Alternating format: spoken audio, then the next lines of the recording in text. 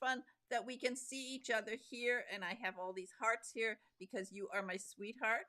And it is so good to see you. It's wonderful to see you too. Wow. Well, we've come a long way over the years. And now this is the 10th anniversary of the radio program, which became a syndicated radio program. And now the first anniversary of the YouTube channel, which I love because now I can see people. My goodness, I moved here to Austin, and so I don't see you very often now. You're going to have to come and visit me, I think. But it Yes, is so ma'am. good now that I can see you here on YouTube, and we can talk about how we met. Because when I say that you are very special and that you are a sweetheart, it is true. You have meant so much to me. 10 years ago, when I started the radio program, I didn't realize that one of the greatest gifts that would come from doing the radio program would be you. You are my treasure. You mean so much to me, and I'm so very grateful for everything that you've done for me over these 10 years.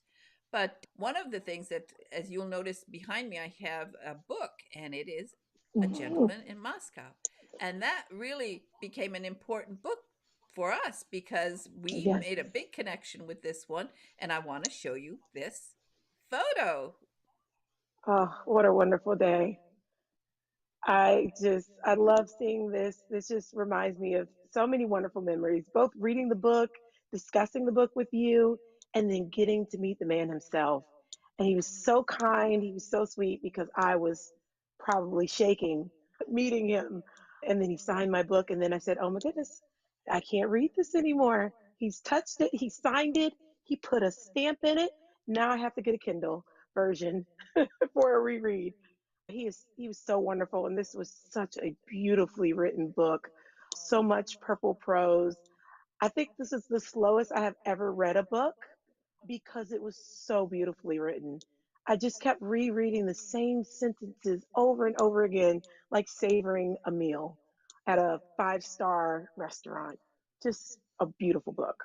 It is. And of course, we've had conversations over the years since then. And he was very impressed with you and with your enthusiasm. I really appreciated that you went that day because I wasn't able to go to the event in Tampa. We have always a big book fair there. And wow, Mm, it's exciting. And so I was grateful that you went and got to meet him. yes.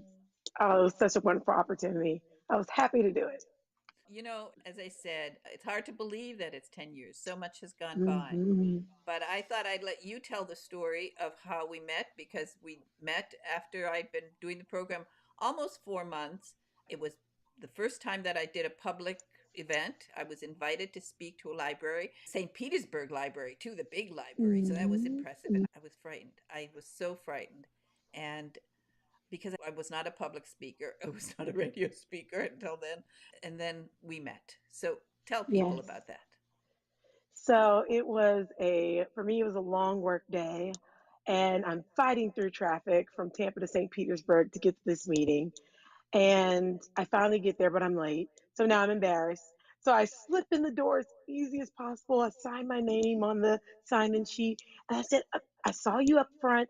So I'm just going to sit in the back row. Don't want to disturb her. She's already started speaking. I don't want to be rude. And I sat in the back corner. And I guess from your perspective, it would have been back left. And I still locked eyes with you. And you were clutching this book. I couldn't see what it was from where I was. But I'm like, oh man, this must be a great book. She's hugging this book. I didn't realize you were clutching it until afterward. And I remember just looking into your eyes and you're talking, and you were so hilarious. I'm like, how is one person this funny? I almost thought I was at a comedy show. I was sliding out of my chair. I kept re-straightening myself in my chair because I was having so much fun. I forgot I was at a writer's meeting. And I said afterward, I have to go speak to this fabulous woman with so much confidence. And you started telling your life story, how you met your husband. And I'm like, this is someone I need to know. So, despite being quite shy, I decided I have to meet you. And I went up and spoke to you afterward. And that's how we started to our journey together. Exactly. And it was so funny because I was clutching Douglas Brunt's book, Ghosts of Manhattan, which is a book that I had already read before I started the radio program. And I didn't, the funny thing is, when I started the radio program, I didn't know any authors, I didn't know any publishers. And it was really, I was just grabbing at anything. When I loved his book, I just took it off the shelf, and it was Asher who said, "Why don't you contact him?" And I thought, oh, he's really famous. I couldn't contact, but I did. I went to the Facebook and had that little invite thing, and I did. And a half an hour later, he called me. Yeah, I'd love Wow. to be on your program. And then he was my fourth guest. And he was so sweet to me. And so that interview changed everything, because Yeah. Doug was just so kind to me and so cheerful. And Mhm. I remember I was flirting with him, which you couldn't get away with probably on the radio today. I was flirting with him. I think my first words to him were, "You're gorgeous." And I think that so shocked him that after that he forgot he was doing an interview. So we just chatted for an hour, and it was absolutely fantastic. As a matter of fact, it was funny because I was supposed to have a break at the bottom of the hour. You were supposed to have it, and I didn't. I'm not going to stop talking to this guy. So we just went on. And then the next day, overnighted me an Wow. autographed book. And I Mm, remember my sister, Natalie, when that arrived the next day, before marked delivered before 10 a.m., she said, mm, "Oh, he's got class." But I was clutching his book because I felt he liked me, and I thought maybe the audience will mhm, like me. And then I was trying to channel Asher, because mm, Asher could talk to anybody, anywhere, mhm, anytime. But then when you walked in that door, I remember the moment. I remember you walking in, and it helped because I had all been thinking about that idea. People always say, if you're in front of a crowd, think of them as naked. Well, I couldn't do that because some of the ladies in there I knew from other ladies' clubs. I didn't know some of them were writing, but I wow. recognized them. I didn't really know them, but I Mhm. thought, I'm not going to imagine these people naked. No way. And then you walked in the door, and then that was it. I saw you with your big smile and how you snuck in and sat there at the back. But your face was so bright and shiny, and your smile so big, that then I started talking to you. And I was really talking, Mm, I started talking not about books, I was talking about Asher. mhm. And that was it. And that love exuded from your body. And I'm like, this is a love story from a book. This is a real life romance.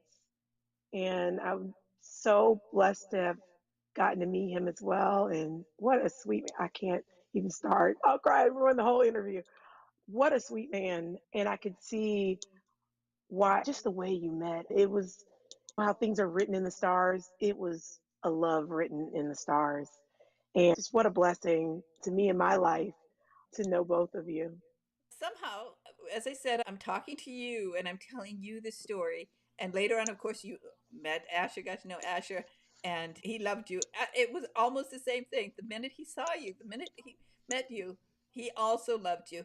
And then, of course, I still hold it over you. Now Asher was always wonderful to me, always said wonderful things to me. He'd say, beautiful, great. Somehow, I never heard him use the word gorgeous.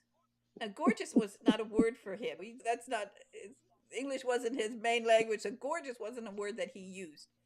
But then when he saw a picture of your mother, and he said, "Oh, she's so gorgeous," it was shocking to me because excuse me, you never use that word. I ever almost 40 years of marriage, and he never said gorgeous. And then, well, that's it. So that made our connection really strong. But you are a Yes. golden thread in my life. I've always described Joy on Paper as a tapestry. I'm pulling all these threads, Mm, built, just making a tapestry. All these guests. You realize I've talked to 2,000 people so, in 10 years. wow. It's really amazing. Incredible. Hmm. And of course, wonderful authors, all the wonderful authors like Amatorals. He is a golden thread because I also had many connections with him, but I've discovered this over the years. I discovered, of course, you were a writer, which was Yes. really what connected us. So tell us about Yes. how you started writing and about your journey. So I came to that meeting because I am a writer, and I started off early on writing poetry. So in middle school and high school, especially, I wrote a lot of poetry, and I even was published in a young poets anthology. And I just have a love for language and words. I started also beyond the poetry in middle school writing my first novel. And it was going to be a superhero novel, which people who know me will not be shocked whatsoever. And I started writing it on paper because this was the late 90s and computers were not abundant like they are today. And then we got somewhere around 99, 2000, we got our first gateway computer. I remember my dad bringing it home and unboxing it. And this was a big deal, a computer in the house. We were definitely a working class family. So to get a computer, I'm like, this is a precious item. And my brothers and I staring as the pieces come out of the box. He set it all up and they were young. I was in middle school, so I was probably 13 at the time. But I had typing class in middle school. So I had learned both on a typewriter and then again on the computer because my graduating class was the year 2000. So we were the only ones that had to take both the typewriter and the computer. So I was pretty good on the computer. So he allowed me to use it even when unsupervised. So I had oldest child privileges. So I took my little novel that I had started to write down on paper, wide rule, because I was young, wide rule paper, and I started to type it up. And as I started to type, the words started to flow. And what I had on paper grew into a much bigger work in progress on the computer. And I was very proud. I saved it on a floppy disk and everything. And then my dad came home one day and decided he needed to clean up the computer and he wiped the floppy disk. And I cried because he couldn't understand why I was crying. I said, Daddy, I wrote in a book. I started to write a book and it was on that floppy disk. And now, kids nowadays, if I told my son a floppy disk, he wouldn't know what I was talking about. Yeah. So I didn't write a novel for a while. I didn't start again until after high school when Harry Potter ended. And I decided I think I could do this. And I toiled and toiled over my first book until that meeting when I met you. I don't think anyone, I hadn't shared it with a soul. And meeting you, the confidence you had, I joined a writers group after that, like a critique group. I started to share my work with others. And that's when I realized that's when you really start to learn. It's not writing. Writing could be quite fun in isolation.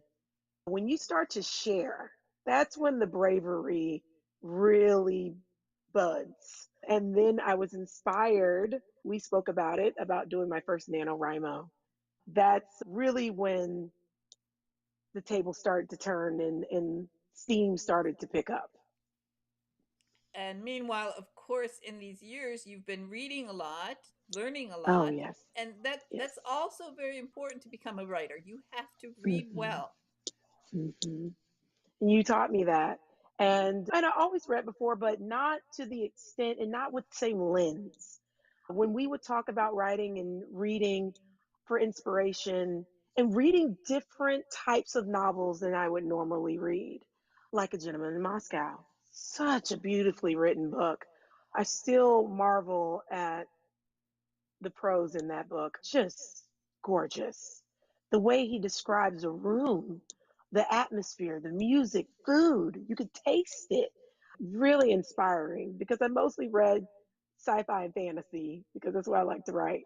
But learning to read outside of my comfort zone to pick up different skills and really hone my craft.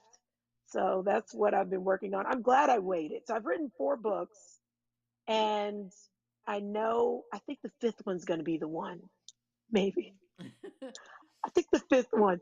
But I feel like I'm braver now than I was. And I put a lot more thought. I'm older now, so I have a lot more patience. And I am glad that I met you. Who knows what I would have put out in the world before we met. Well, one of the things that why I wanted to do this program once I started Joy on Paper and I started talking to people and doing more and more events, and I did realize so often writers who were working on their books, they were staying in their comfort zone. Mm-hmm. And so whether you're writing cozy mysteries, you should be reading historical biographies. You should be Mhm. always expanding your mind. And for you, I remember thinking Gentleman in Moscow is the perfect book for you because it does. It evokes an era, a time, Mhm. and as he does through all his language, even it was so evocative for me that I started for years. I was drinking my one of cup of coffee in a tin cup, and just because Mhm. I love that idea. And Mhm. so there's so many things that you can learn from reading different styles of Mhm. books that you might not want to write a cozy mystery, but you should be reading Right. something else. You might want to write fantasy, but you should be reading something else. Both Natalie and I had so much fun reading that and knowing that you were reading it and having fun Mhm. too. And then when you got to meet him, I thought, this is special. Very special. But now, of course, that, as we said, I'm just going to show that picture again. This is in your big hair day, which Yeah. I love it. But later on, I got to be part of another very special part of your life, which still I remember it so well. And this is the day you were trying on wedding gowns. And oh, Yes. that was fun. What a fun day. What a fun day. And this was in the middle of the pandemic. It was a very scary time. And I just remember we were already engaged and we had already decided to get married. This is 2020. And the pandemic started. And we all scurried back into our homes and we were all on lockdown. And he and I talked about him. I still want to get married. So everything had to shrink to keep everyone safe. It was just a few of us. I remember my mother was on the phone because she's in Alabama taking care of her mother. And my mother in law was there. So you got to meet her. And we went to this quaint wedding dress shop and we worked with the owner and I tried on a bunch of dresses until we found the one. And then you were there the day we got married in the middle of a tropical storm, in the middle of a global pandemic on the beach with the waves crashing in the background. What a day. It was a beautiful day and the start of a beautiful life. To be part of it was so wonderful for Mm, me. I really loved every minute of it. And to see, oh my goodness, 10 years. We've gone through so much. 10 years. And It's incredible. it is. And I'm so very grateful to you, Kanesha. You've given me and the entire family so much joy. And you've been here for me and done so much for me too over the years. So that I know that one day you're going to publish a book. There's no rush. Yes. You get better all the time. And as you said, the, Yes, absolutely. yeah, and learning to work with others, learning to take Hmm. criticism, which is something authors Hmm. have to do. This That is how was you hone tough. your craft. You have to hone your craft Hmm. because writing is a Hmm. craft. It's a joy. It is. That's why I It call is. it joy on paper because once you start, you can't stop, right? Absolutely. And I welcome the criticism now.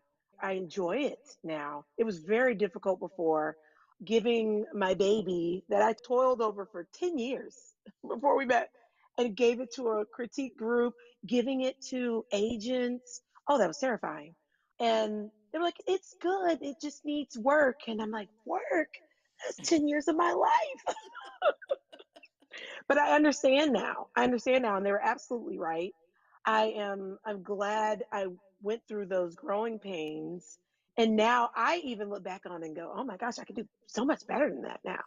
And it's all the lessons over these past 10 years that have put me in that position that I want to put out something when I do that I can be very proud of and also that you can be proud of. I know I will be, and I am very proud of you. And as I said, there are a lot of hearts there, a lot of love that we've shared, and I'm very grateful to you. And just Kanisha, I just love seeing your smile. That's what got me in the first Yeah, place. And so all the best to I love you you and too. your writing, and we'll of course stay in touch, and we're going to keep up this wonderful connection that we've made because I Yes, love you very much. I love all your family, and just I thank love you you so too. much, Kanisha, for everything you've done for me and just for being here because you're very special. Thank you. So are you. You're inspiration to me in so many ways. And I just thank you for connecting with me that day. I feel like we looked into each other's souls and we saw kinship immediately. And that's such a special thing. It doesn't happen often in life. And when it does, you just hold on. I'm so happy to be here experiencing life with you as a part of my family and literally being here with me as my family has grown into and continues to grow and just being such a loving presence in all of our lives. Again, and I think Kyrie is going to enjoy seeing you on the television. He's able to see you. Yeah. Okay. Special kisses to him. Okay. Yes, I'll Thank you. share them with him right away. Okay. Thank you very much. I Bye bye love now. you. Bye. Bye.